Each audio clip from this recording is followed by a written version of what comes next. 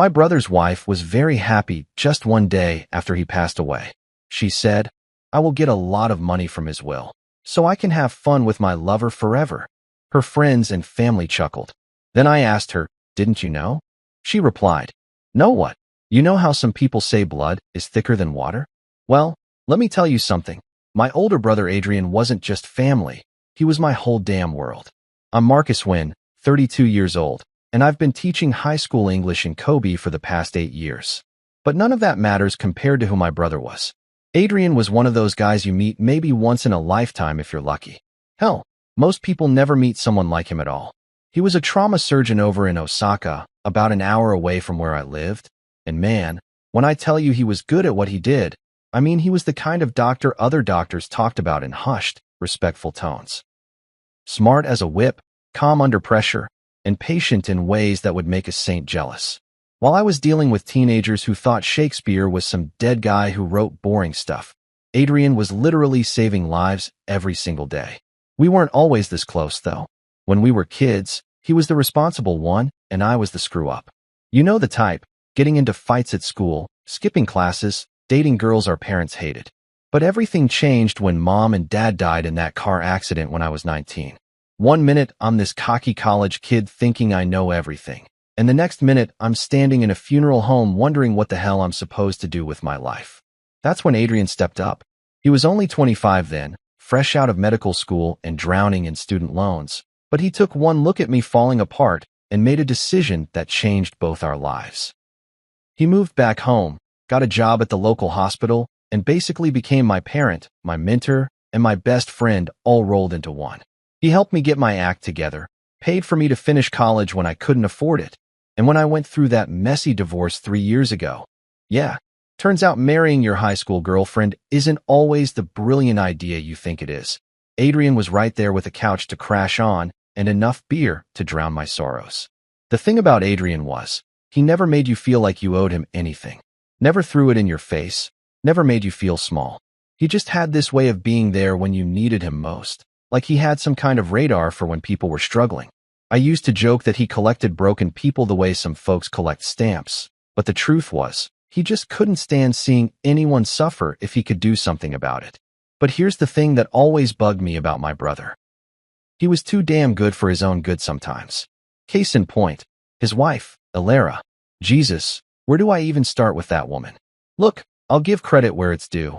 Alara was beautiful. The kind of woman who could stop traffic just by walking down the street.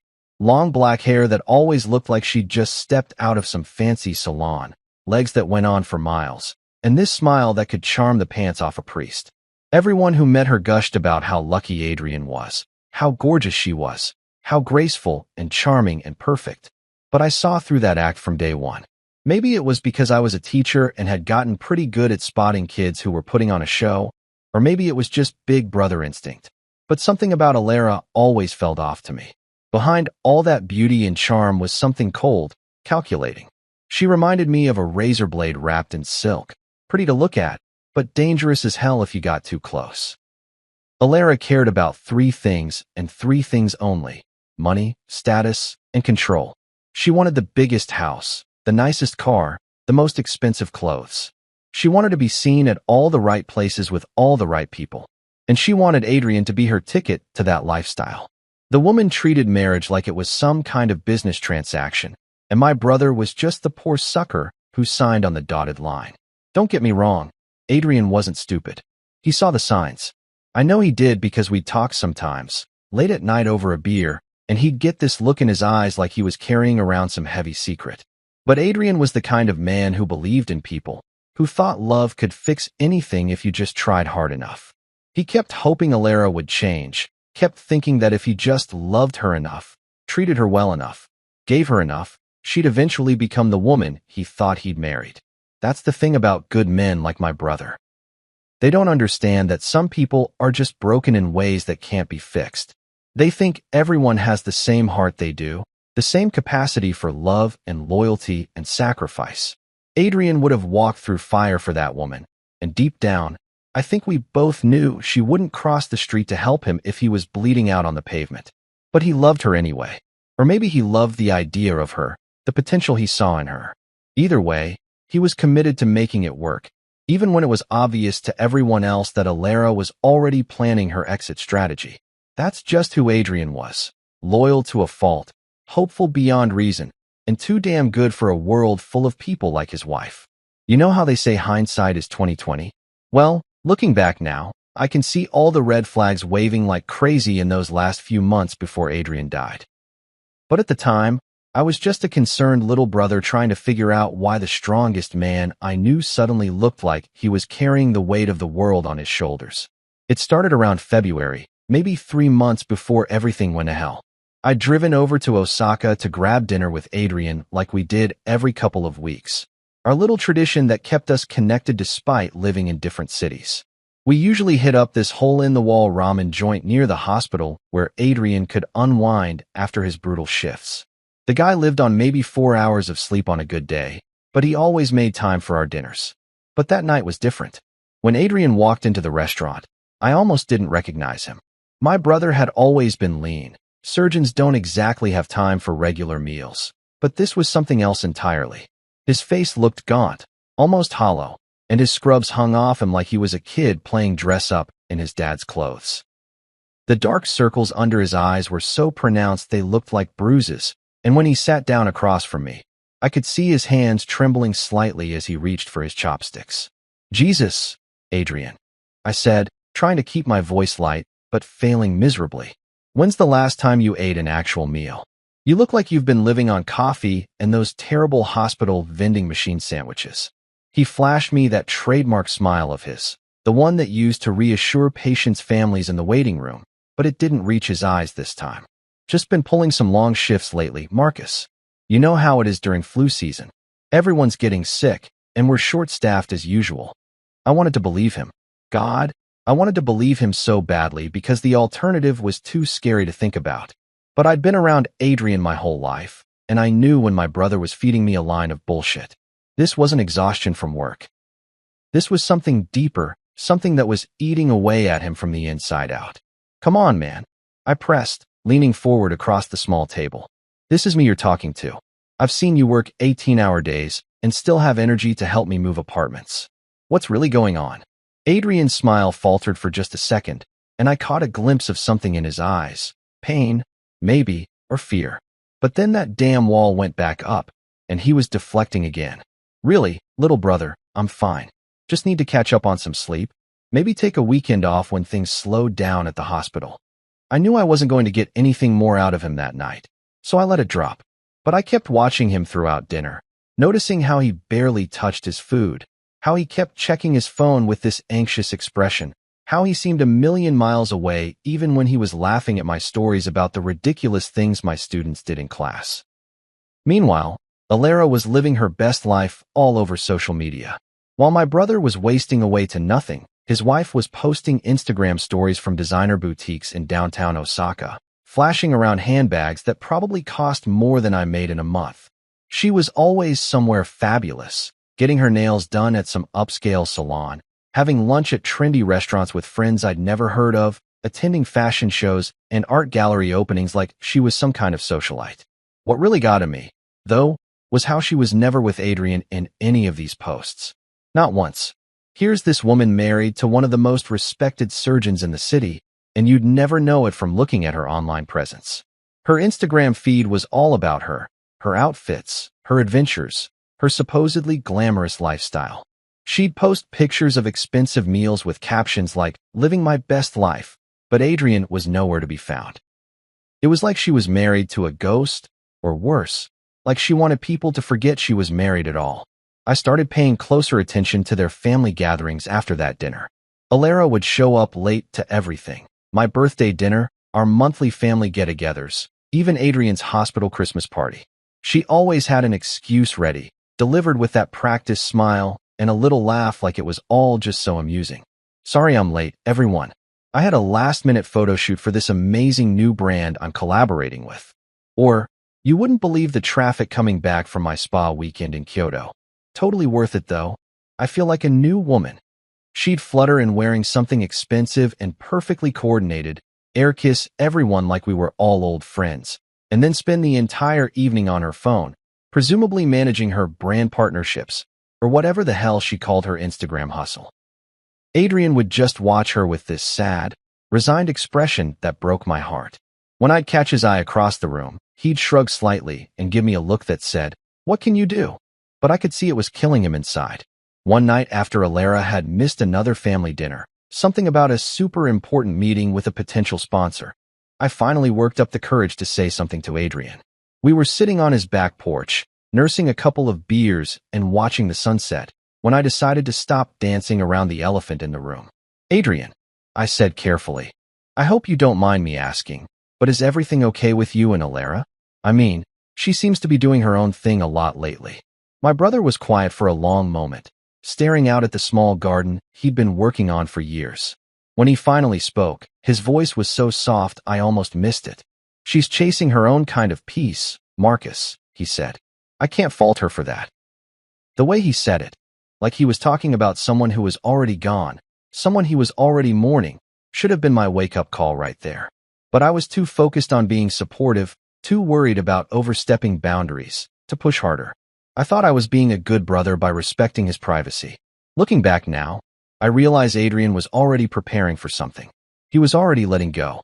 Adrian died on a Thursday.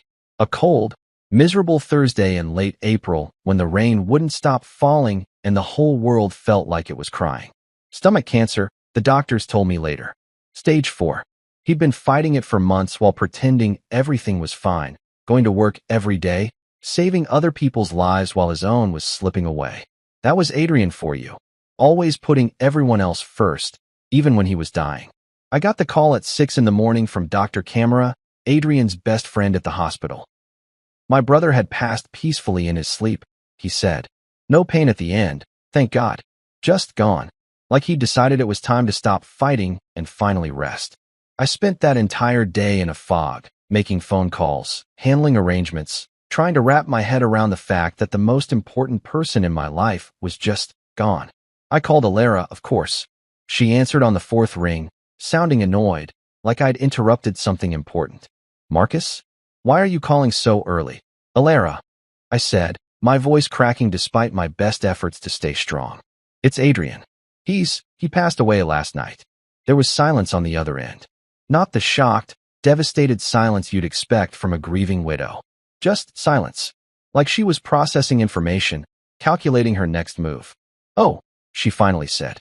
"Okay, I'll need to make some calls." That was it. No tears, no asking for details. No, "How are you holding up?"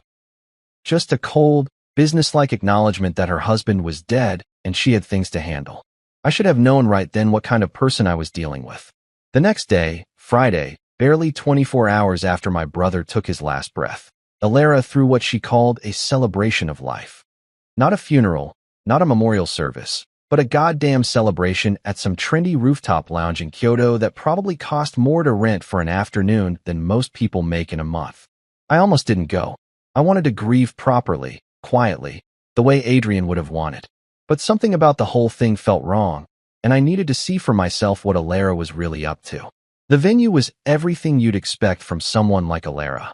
All glass and chrome and pretentious modern art, with panoramic views of the city and waiters in black ties carrying around champagne flutes like we were celebrating a promotion instead of mourning a man's death.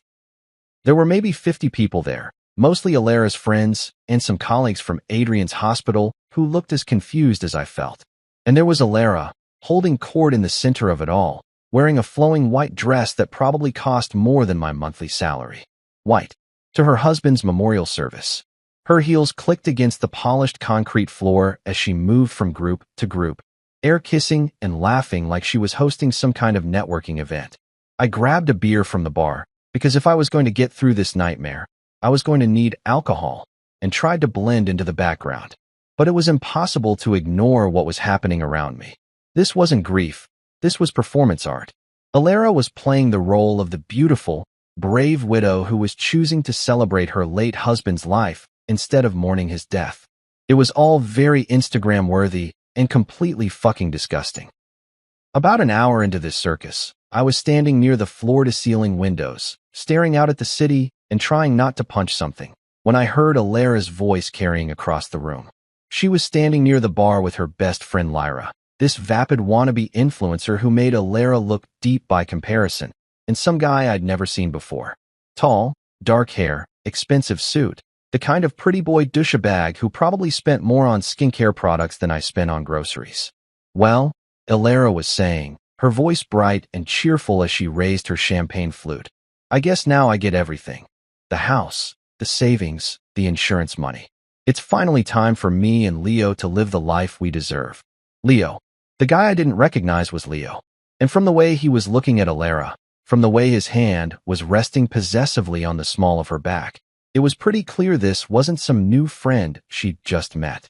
The three of them laughed, actually laughed, at her comment, like it was the funniest thing in the world that her husband was dead and she was about to cash in. Lyra clinked her glass against Alara's and said something about new beginnings and living your truth, and I felt something snap inside my chest. Before I knew what I was doing, I was walking toward them, my hands clenched into fists at my sides. The rational part of my brain was screaming at me to stay calm, to not make a scene at what was supposed to be a memorial for my brother.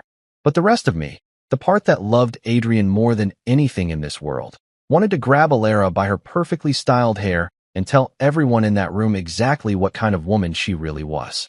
Instead, I took a deep breath and walked up to their little group with a smile on my face. A cold smile, but a smile nonetheless. Alara, I said, my voice perfectly calm and conversational. Great party. Really captures Adrian's spirit, don't you think? She turned to look at me, and for just a second, I saw something flicker in her eyes. Guilt, maybe, or fear that I'd overheard something I shouldn't have. But then that practiced smile slid back into place. Marcus, I was just telling Leo and Lyra about how Adrian would have wanted us to celebrate instead of being sad. He always said life was too short to waste on negative emotions. Right? I said, nodding thoughtfully. Adrian was always full of wisdom like that. Speaking of which, didn't you know about the will? Her smile faltered slightly.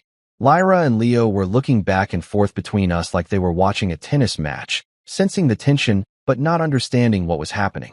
No, what about the will? Alara asked, her voice just a little too high, a little too tight. I smiled wider, and this time it was genuine. Because I knew something she didn't. Something that was about to turn her perfect little world upside down. Oh, I said casually, taking a sip of my beer. You'll find out soon enough. 3 weeks before Adrian died. Though I didn't know he was dying at the time. He called me on a Sunday morning with that serious tone in his voice that always made my stomach drop. You know the one. The voice he used when he had to tell a family that their loved one didn't make it through surgery. All calm and controlled, but carrying the weight of bad news. Marcus, he said without any of his usual small talk. Can you come to the hospital today? There's something I need to give you. I was in my pajamas, halfway through a cup of coffee and grading papers from my Friday classes, but something in his voice made me drop everything. Sure, man. Everything okay. Just come to room 314 in the private wing. And Marcus? Don't mention this to anyone, especially not Alara. That should have been my first clue that something was seriously wrong. Adrian never kept secrets from his wife. At least, I thought he didn't. But the way he said her name, like it left a bitter taste in his mouth, told me this was different. I threw on some clothes and drove to Osaka General as fast as my beat-up Honda would take me. The private wing was where they put VIP patients, politicians, celebrities, wealthy businessmen who wanted to recover in luxury. I'd never been up there before, and it felt strange walking down those quiet, carpeted hallways instead of the chaotic emergency department where I usually met Adrian. Room 314 was at the end of the hall, and when I knocked, Adrian's VO. My brother was sitting on the edge of a hospital bed, wearing a patient gown instead of his usual scrubs. He looked even thinner than he had at dinner a few weeks earlier, his skin pale and waxy under the fluorescent lights. There were 4 bags hanging next to the bed, and I could see the outline of medical equipment under a sheet on the bedside table. Jesus Christ, Adrian. I breathed, rushing over to him. What the hell is going on? Are you sick? Why didn't you tell me? He held up a hand to stop my questions and gestured for me to sit in the chair beside the bed. His movements were careful, deliberate, like everything hurt, but he was trying not to show it. I'm dying, Marcus, he said simply, like he was telling me the weather forecast. Stomach cancer. Stage 4. I've got maybe a month, probably less. The world tilted sideways. I felt like someone had sucker punched me in the gut, and all the air had left my lungs. You can't. There has to be something they can do. Surgery, chemo, some kind of treatment. I've been getting treatment for months, he said quietly.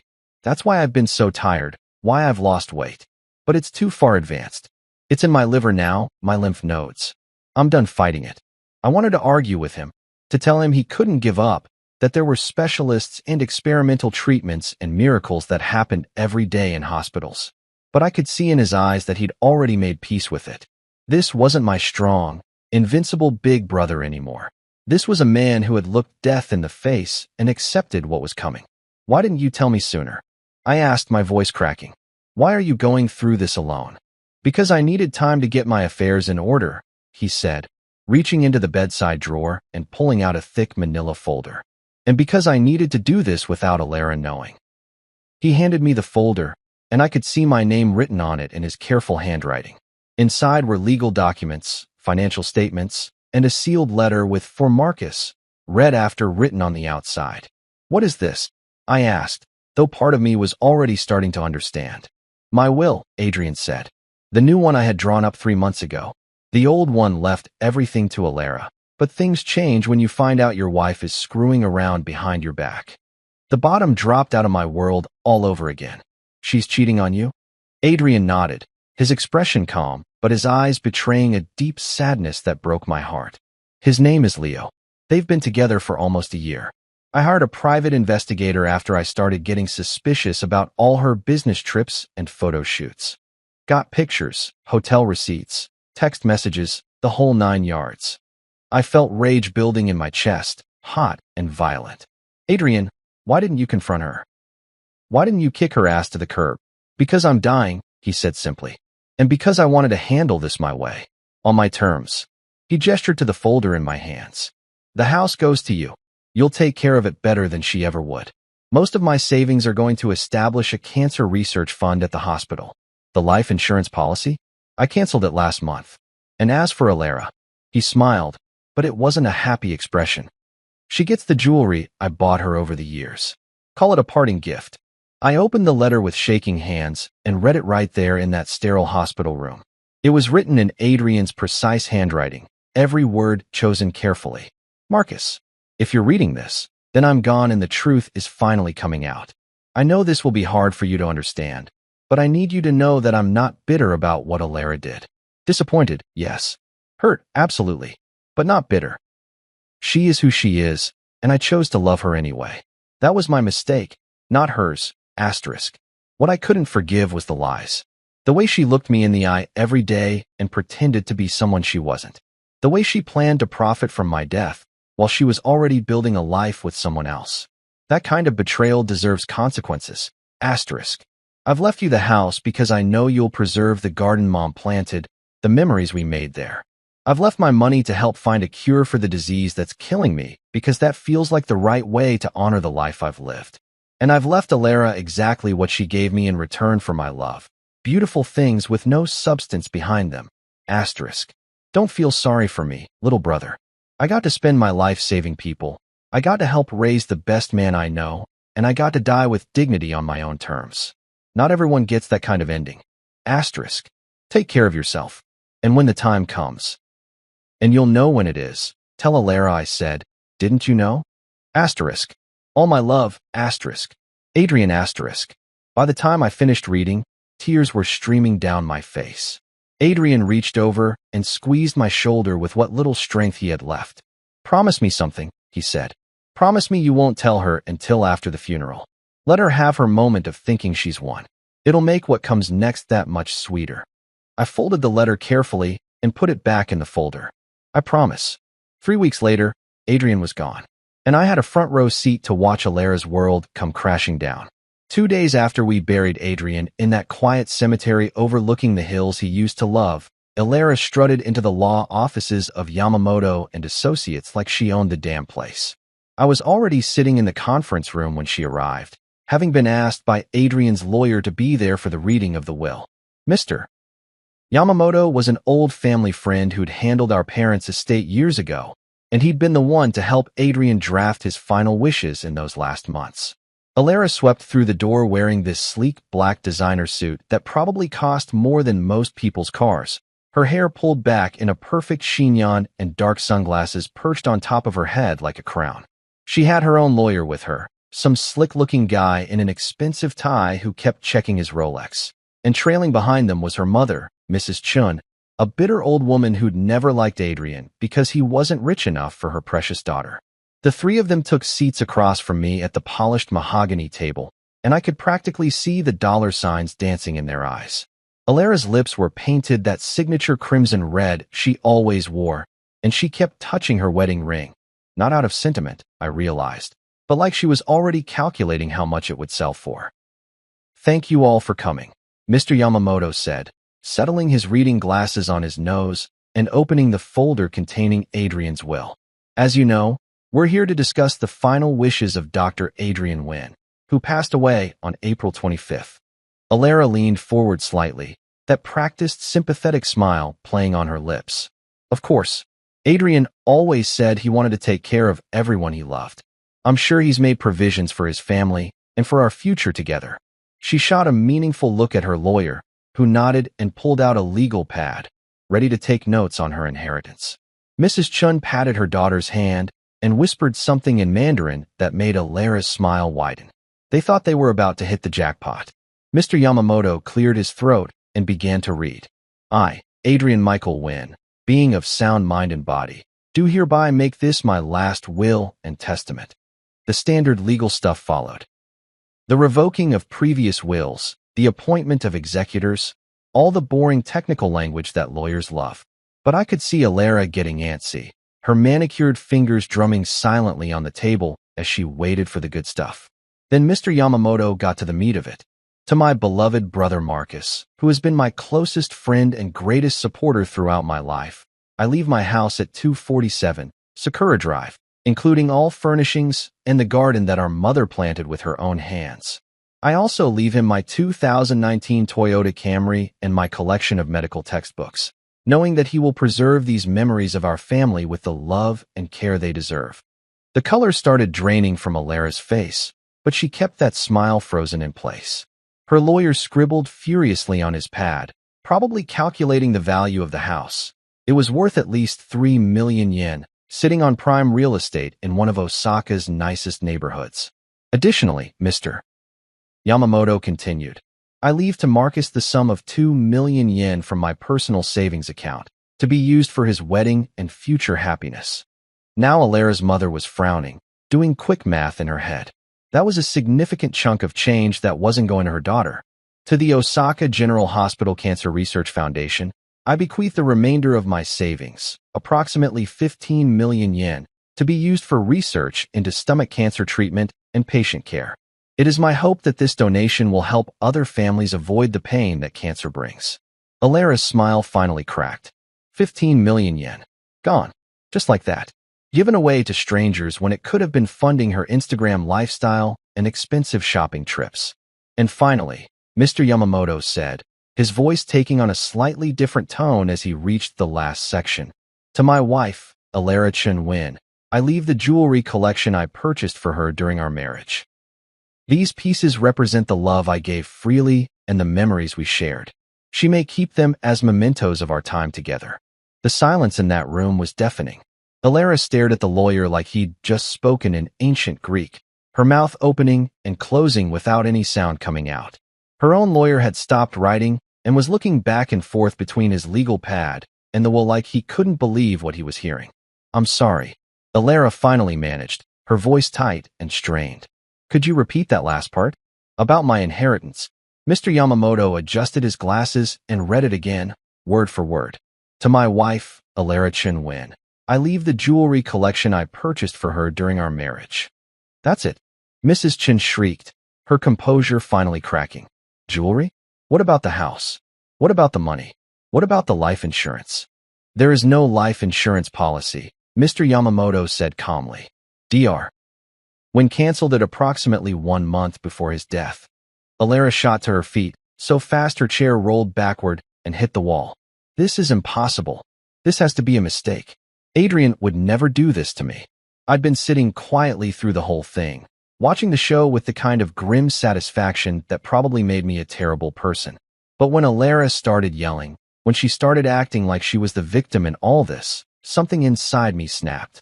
Actually, Alara, I said, standing up slowly and meeting her wild eyes across the table, he would. And he did. She whirled around to face me, her perfect composure completely shattered. You did this. You poisoned him against me.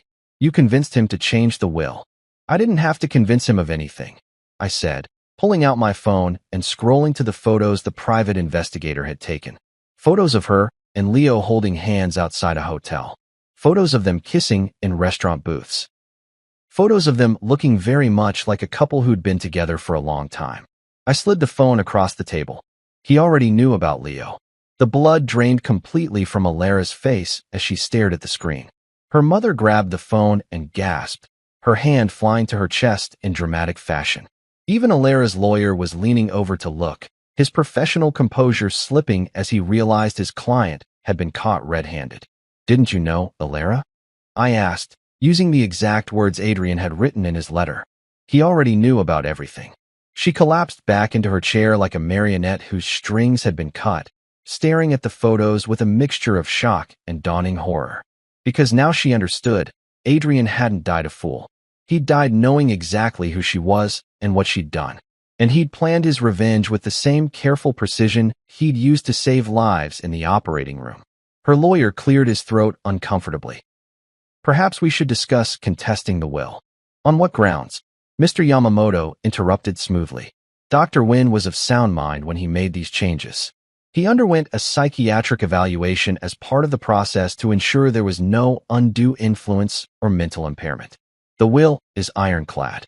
Alara finally looked up from the phone, tears of rage and desperation streaming down her cheeks, ruining her perfect makeup. "This isn't over," she whispered.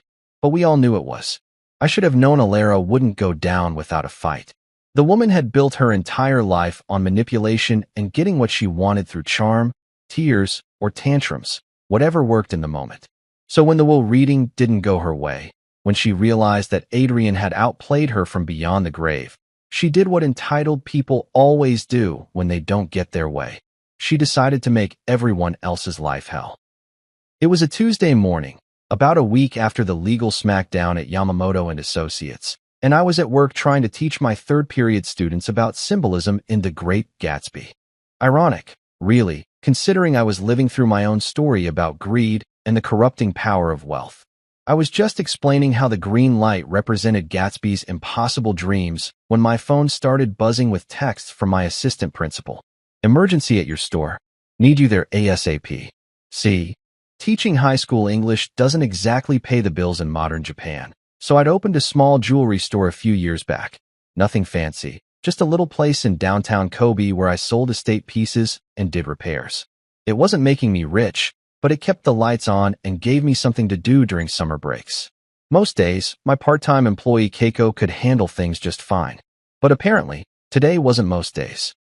I got permission to leave early and drove to the store as fast as traffic would allow, my mind racing through all the possible disasters that could require my immediate attention.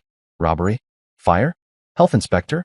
Nothing could have prepared me for what I actually found when I pulled up to my shop. There was a crowd gathered outside on the sidewalk, maybe 20 people with their phones out, recording whatever drama was unfolding inside my store. Through the windows, I could see Keiko behind the counter looking absolutely terrified, and in the middle of the shop, gesticulating wildly like she was performing Shakespeare, was Alara. She was wearing some kind of designer athleisure outfit that probably cost more than my monthly rent, her hair perfectly styled despite the fact that she was clearly in the middle of a complete meltdown.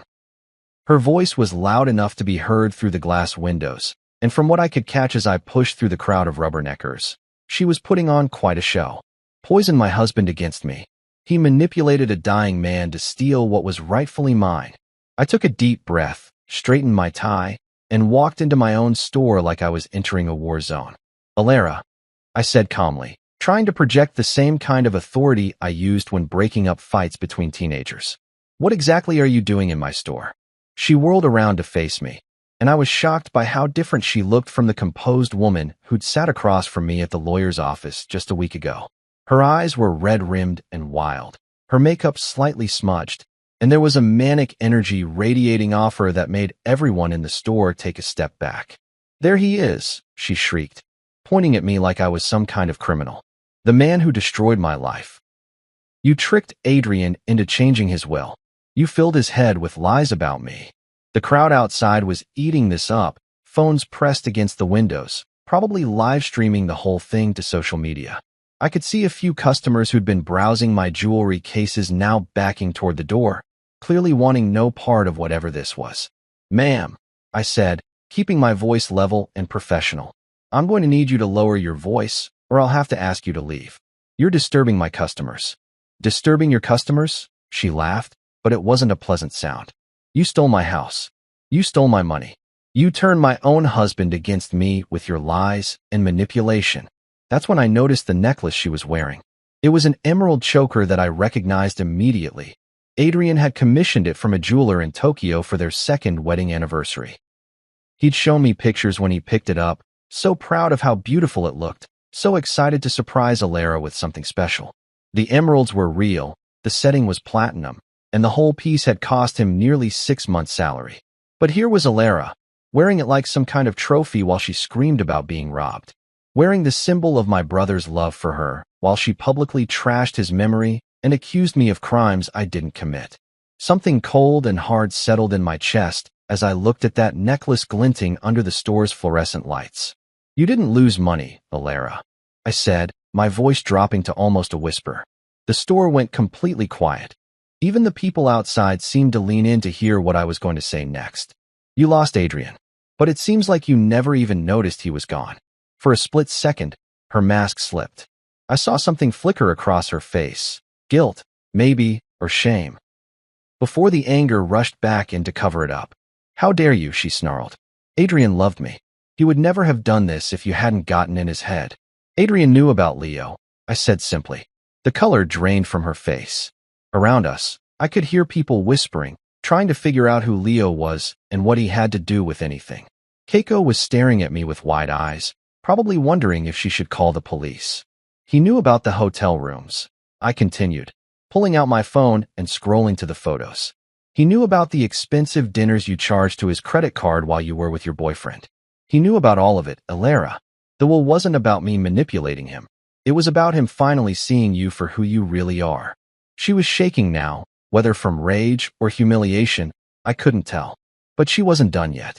She never knew when to quit. With a dramatic gesture that would have made a soap opera actress proud, she reached up and unclasped the emerald choker from around her neck. For a moment, I thought she was going to take it off and hand it to me, maybe as some kind of peace offering or admission of guilt. Instead, she hurled it at the floor with all the force she could muster. The necklace hit the hardwood with a sharp crack, emeralds scattering across the floor like green tears.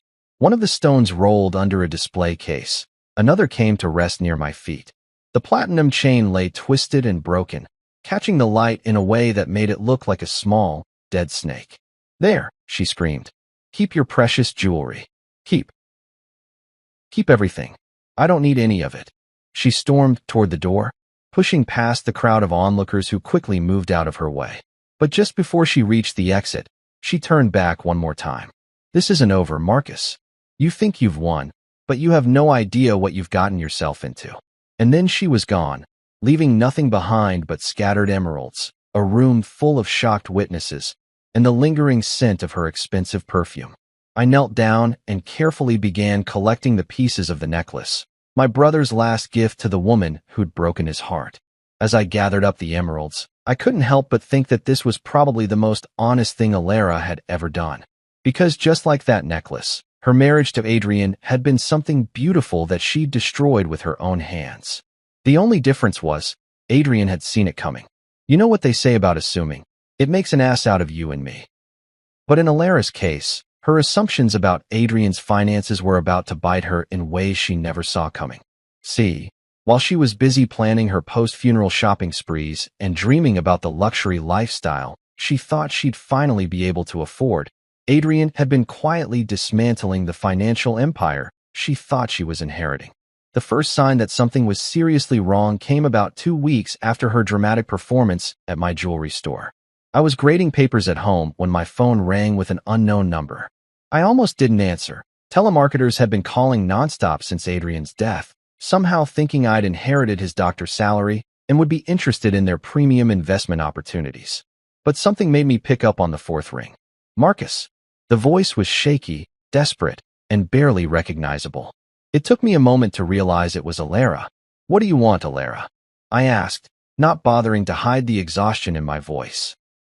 I was still finding emeralds from her necklace tantrum in weird corners of my store, and frankly, I was done dealing with her drama.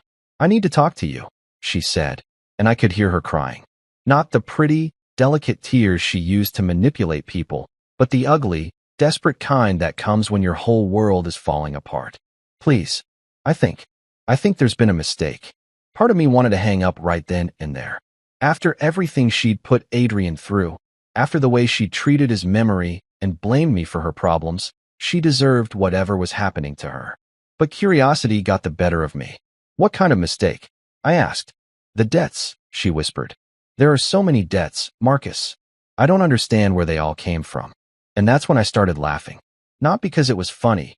Well, maybe a little because it was funny, but because Adrian had played his final card, and it was even more brilliant than I'd realized. See, here's what Alara never understood about being married. When you're legally bound to someone, you don't just share the good stuff. You share everything. The house, the cars, the savings accounts, and yes, the debts too. Adrian had been sick for months before he died, and even with his excellent insurance coverage through the hospital, cancer treatment in Japan isn't cheap.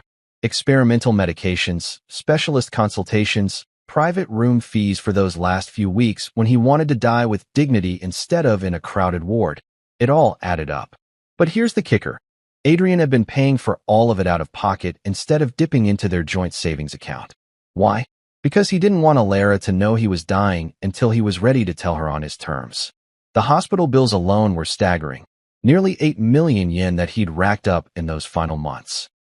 Then there were the credit card bills from all of Alara's business trips and photo shoots that Adrian had been quietly paying while she gallivanted around with Leo. Designer hotel suites, expensive restaurants, shopping sprees that she'd charged to cards in both their names. Adrian had been covering it all without saying a word. And the house. The beautiful house in Osaka that Alara thought was worth millions and that she'd expected to inherit? Well, turns out Adrian had taken out a second mortgage on it 6 months before he died. Not because he needed the money for himself, but because he donated every penny of that loan to various charities. Cancer research, children's hospitals, scholarship funds for underprivileged students. Adrian had systematically given away their wealth while Alara was too busy posting Instagram stories to notice. The best part, and this is where Adrian's strategic mind really shined, was that he'd structured everything so that the debts became Alara's responsibility the moment he died. Under Japanese law, surviving spouses are liable for their deceased partner's debts unless they formally renounce the inheritance within 3 months. But you can't partially renounce an inheritance. It's all or nothing. Accept the jewelry and take on the debt, or refuse everything and walk away with nothing. Alara had been so focused on claiming her rightful inheritance that she'd never bothered to have a lawyer examine the full financial picture before accepting. She'd signed the papers greedily, thinking she was claiming millions in assets, not realizing she was also accepting responsibility for debts that would bankrupt her. "I got a call from the hospital billing department," she continued through her tears. "They want payment for Adrian's treatment. 8 million yen, Marcus. 8 million. And then the credit card companies started calling, and the mortgage company. I don't understand how there can be a mortgage on a house that was supposed to be paid off. Did you have a lawyer review everything before you accepted the inheritance?" I asked, though I already knew the answer. I know. I thought. Adrian always handled the finances. I trusted that everything was fine. Of course she did. Alara had spent her entire marriage living like a financial parasite, spending money without ever bothering to understand where it came from or how much was actually there.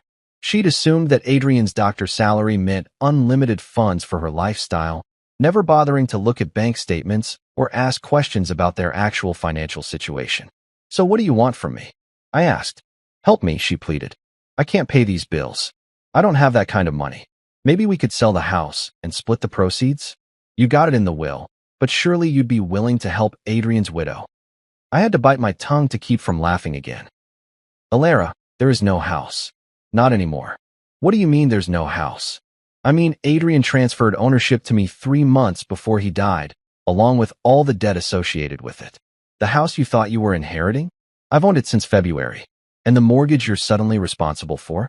That's on a property you never had any legal claim to. The silence on the other end of the phone was deafening. But the will. The will left you the jewelry, just like Mr. Yamamoto Reed. Nothing more, nothing less. Everything else Adrian had already given away or transferred before he died. The only thing you actually inherited was the debt. I could hear her breathing getting faster, more panicked. This can't be legal. There has to be something we can do. You could declare bankruptcy, I suggested helpfully. Though that might hurt your influencer career. Hard to sell luxury lifestyle content when everyone knows you're broke. Please, Marcus, she whispered. I know we've had our differences, but Adrian loved me. He wouldn't want me to suffer like this. And that's when I delivered Adrian's final message, the one he'd saved for exactly this moment. You know what Adrian told me before he died, Alara? He said you were chasing your own kind of peace. Looks like you found it. I didn't have to wait long to find out what happened when Alara went crawling to Leo for help. The answer came to me through the most unlikely source. Lyra, Alara's vapid best friend who'd been giggling at that rooftop memorial like my brother's death was some kind of joke.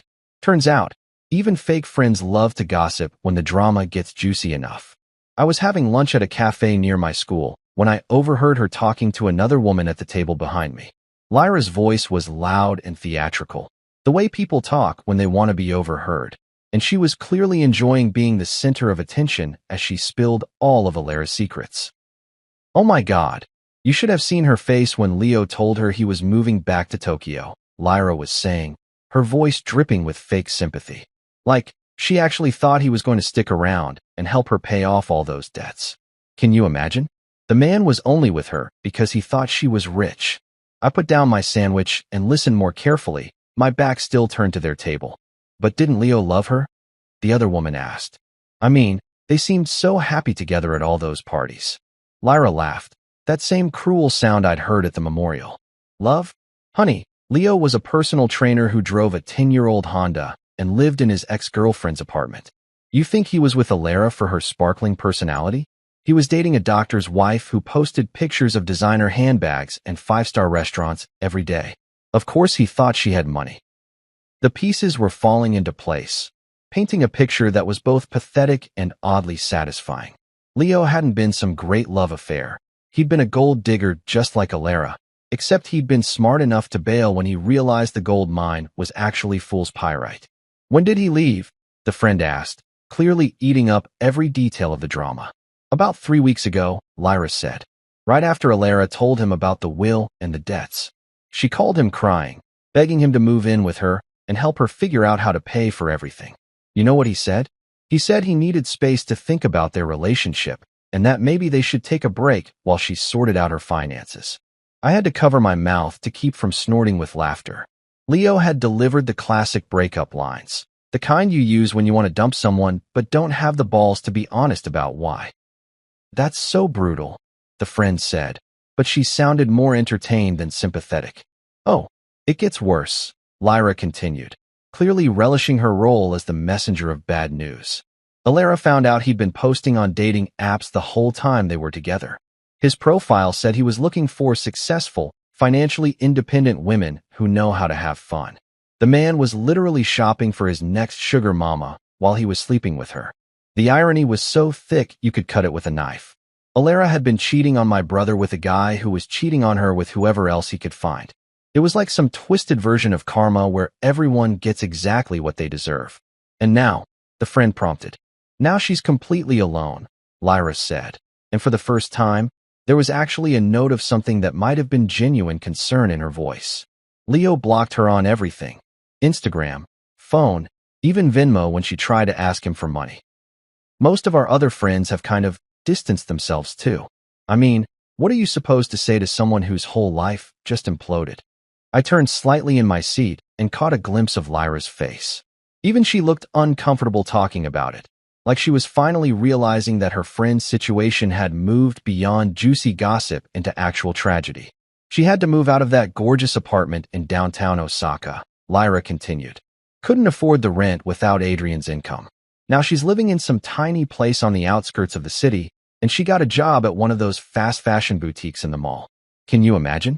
Alara, working retail? The mental image of Alara, who used to spend more on a single handbag than most people made in a month, folding clothes and dealing with difficult customers for minimum wage, was almost too much to process. Not because I felt sorry for her, but because it was such a complete reversal of everything she'd built her identity around. What about her Instagram? The friend asked. Didn't she have like 50,000 followers? Down to maybe 8,000, Lyra said with a dismissive wave. Turns out people don't want to follow someone who posts pictures of convenience store meals and discount clothing hauls. Her engagement rates are terrible, and all the brands dropped her when they realized she couldn't afford to buy their products anymore. That hit me harder than it should have. Because for all her faults, for all the ways she'd hurt Adrian, Alara's online presence had been the one thing she'd actually worked for. Watching her follower count drop, seeing the brands abandon her, losing the only career she'd ever really had, that was a special kind of humiliation. She tried to get Leo back, Lyra added quietly. Showed up at his gym, made this whole scene about how they belonged together and how love was supposed to conquer all. Security had to escort her out. The conversation drifted to other topics after that. Who was dating whom, which restaurants were trending, the usual shallow nonsense that people like Lyra lived for. But I'd heard enough. The picture was complete now, and it was exactly what Adrian had predicted would happen. Without money, Alara had lost everything. Her lover, her lifestyle, her friends, her social media career, even her sense of identity. She'd built her entire life on a foundation of other people's wealth, and when that foundation crumbled, she had nothing left to stand on. As I walked back to school that afternoon, I found myself thinking about Adrian's letter again. He'd written that he wasn't bitter about what Alara had done, just disappointed. But he'd also known that the truth would come out eventually, that people like Leo and Lyra would show their true colors when the money dried up. My brother had understood something that Alara never did. When you base your relationships on material things, you end up with nothing when those things disappear. And Leo? Leo was probably already on to his next target, some other lonely person with a healthy bank account and a trusting heart. A year after Adrian's death, I married the love of my life in the garden he'd spent 5 years building with his own hands. It wasn't something I'd planned. Hell, I hadn't even been dating anyone seriously when my brother died. But sometimes life has a way of bringing you exactly what you need when you need it most. And Celeste walked into my world at exactly the right moment. We'd met at a grief counseling group, of all places. She'd lost her father to lung cancer around the same time I'd lost Adrian, and we'd bonded over the weird guilt that comes with watching someone you love waste away while pretending everything is normal.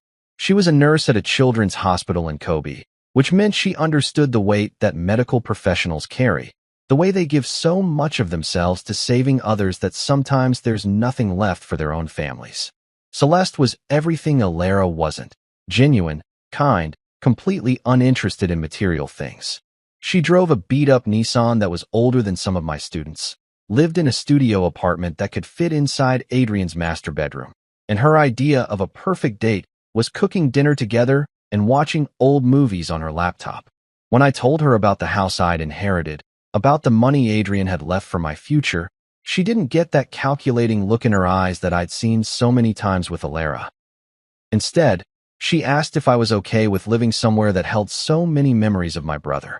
The wedding fund was something I'd discovered buried in Adrian's paperwork about 3 months after the will reading. Mr. Yamamoto had called me into his office and handed me another envelope with my name on it. Apparently, my brother had been even more thorough in his planning than I'd realized. Your brother set this aside specifically for your wedding, the lawyer had explained, sliding a bank statement across his desk. 5 million yen, in a separate account that he opened 6 months before his death. There's a note. The note was vintage Adrian, practical, thoughtful, and somehow managing to take care of me even from beyond the grave. Asterisk Marcus. I know you'll find someone who deserves you eventually. When you do, don't let money be the reason you can't give her the wedding she deserves. Consider this my wedding gift to both of you. A asterisk. When I showed Celeste the note, she cried for 20 minutes. Not because of the money, but because she'd never had anyone, family, friends, boyfriends, who'd thought that far ahead about her happiness. It was the moment I knew I was going to marry her, because she understood what that gesture meant. It wasn't about the cash. It was about love extending beyond death, about someone caring enough to plan for your joy even when they wouldn't be there to see it. We kept the ceremony small and intimate. Maybe 30 people in Adrian's garden on a perfect Saturday afternoon in late spring.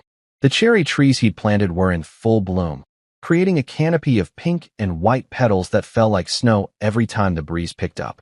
The pond he'd dug by hand reflected the sky, and his carefully tended flower beds were bursting with color. Dr. Camera officiated the ceremony, which felt right since he'd known Adrian better than almost anyone. His speech was perfect, talking about how Adrian had always believed that love was the only thing that really mattered, how he'd spent his life taking care of people, how he would have loved seeing his little brother find happiness. Adrian gave so much to everyone around him, Camera said, his voice carrying across the garden to where Adrian's old colleagues from the hospital sat in the front row. Even when no one was watching, even when no one knew what he was doing, he was always thinking about how to make life better for the people he loved. Marcus, he would be so proud to see you here today with Celeste, building something beautiful in the space he created. I looked around at the faces of everyone who'd come to celebrate with us. My fellow teachers, Celeste's nursing friends, our families, Adrian's medical colleagues who'd become like uncles to me over the years. Not a single one of them was there for any reason other than genuine affection. No one was calculating what they might get out of knowing us. No one was there for the photo opportunities or the networking. It was everything a wedding should be and everything Alera's memorial party hadn't been. After the ceremony, as the sun was setting and our guests were enjoying cake and champagne under the string lights Adrian had hung between the maple trees, Celeste and I slipped away to visit his grave. It was just a 10-minute walk from the house, in the small cemetery that overlooked the hills he'd love to hike on his rare days off. We brought him a white camellia, his favorite flower, and sat by his headstone as the stars came out. Celeste held my hand while I told him about the wedding, about how perfect everything had been, about how much I wished he could have been there to walk me down the aisle the way he'd W. She thought she won, brother, I whispered to the quiet stone. But you already knew better. The wind picked up, rustling through the trees and carrying the scent of the garden he'd built, the garden where I'd just promised to love someone the way he'd taught me to love. Completely, honestly, and without keeping score. People still ask me if I regret how things ended with Alera. Friends, colleagues, even strangers who heard the story through the grapevine. They all want to know if I feel guilty about not helping her when she was drowning in debt. If I ever think about reaching out to see how she's doing now. The answer is always the same. I don't regret a damn thing. Not because I'm heartless, but because Adrian's legacy isn't about money or revenge or getting even with people who wronged him. His legacy is about dignity. It's about wisdom. It's about the kind of quiet strength that doesn't need to make a lot of noise to make its point. My brother handled betrayal not with screaming matches or public confrontations, but with silent precision that would have made a chess grandmaster proud. He left truth in place of fury, and that's the most powerful kind of justice there is. These days, Alera has faded into what she always was underneath all that designer clothing and Instagram polish. A cautionary tale, a rumor people whisper about at parties. Remember that woman who was married to Dr. Wen? The one who thought she'd hit the jackpot when he died? Last I heard, she was still working at that clothing store in the mall, living paycheck to paycheck in a tiny apartment, her dreams of influence and luxury reduced to employee discounts and overtime shifts. But Adrian's name? Adrian's name is carved in gold letters on the cancer research wing at Osaka General Hospital.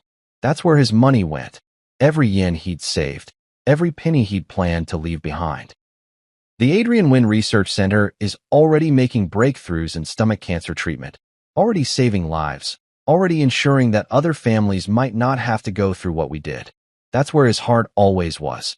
And that's the kind of immortality that actually matters. I think about him every day as I try to live up to the example he set. When my students are struggling, when Celeste has a bad day at the hospital, when life throws those curveballs that test your character. I asked myself what Adrian would do. He'd listen. He'd help without expecting anything in return. He'd choose kindness over cleverness, dignity over drama. The house is thriving under Celeste's care.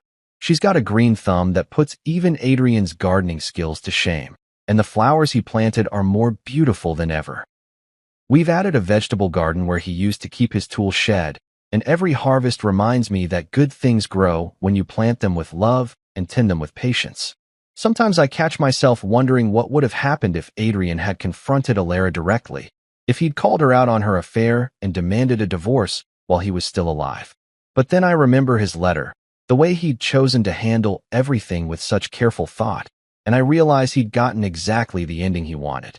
He'd died with his dignity intact, his legacy secured, and his little brother taken care of.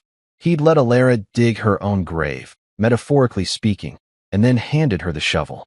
To anyone out there who thinks they can marry for money, who believes they can build a life on someone else's generosity while planning their exit strategy, I've got just one question for you, the same one my brother would ask if he were still here.